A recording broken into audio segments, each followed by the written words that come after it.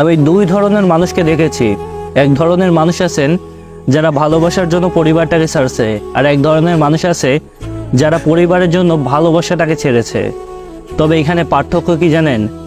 যারা পরিবারের জন্য তার নিজের ভালোবাসার মানুষটাকে ছেড়ে দিয়েছিল, তারা শুধুমাত্র পরিবারটাই পাইছিল, কখনোই তারা ভালোবাসা, সুখ, শান্তি এইগুলো পায়নি।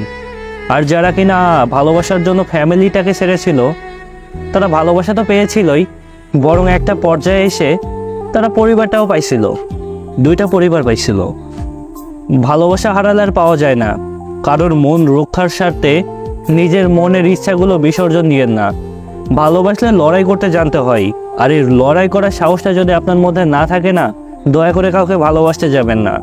ভালোবাসা সঠিক হলে পরিবারের বিরুদ্ধে গিয়েও যদি কাউকে বেছে নেন, যখন আপনার পরিবার দেখবে যে আমার সন্তানটা সুখে আছে, ভালো আছে, তখন আপনার পরিবার আপনাদেরকে মেনে নিতে বাধ্য।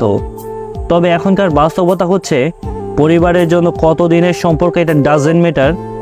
তারা কোনো কিছুই না ভেবে সেই মানুষটাকে কষ্ট দেয়, অবহেলা করে দূরে সরিয়ে রাখে। কিন্তু কি অদ্ভুত দেখুন, এত কিছুর পরে ওদের মধ্যে কোনো অনুতপ্তবোধ কাজ করে না, বরং তারা একটা পর্যায়ে গিয়ে তাদেরকেই দোষারোপ করে। তবে যদি মনে করেন যে কাউকে দুঃখ দিয়ে আপনি সুখে থাকবেন, এটা আপনার ভুল ধারণা। রিভেঞ্জ অফ নেচার বলে একটা কথা আছে, প্রকৃতি ছাড় দেয় কিন্তু ছেড়ে দেয় না। আপনি একটা মানুষকে কষ্ট দিবেন আর আপনি ভালো থাকবেন, দুঃখিত বস, আপনি হয়তো বা সাময়িক সময়ের জন্য ভালো থাকবেন, কিন্তু সারাটা জীবন সেই দুঃখগুলো আপনাকে বয়ে নিয়ে বেড়াতে হবে।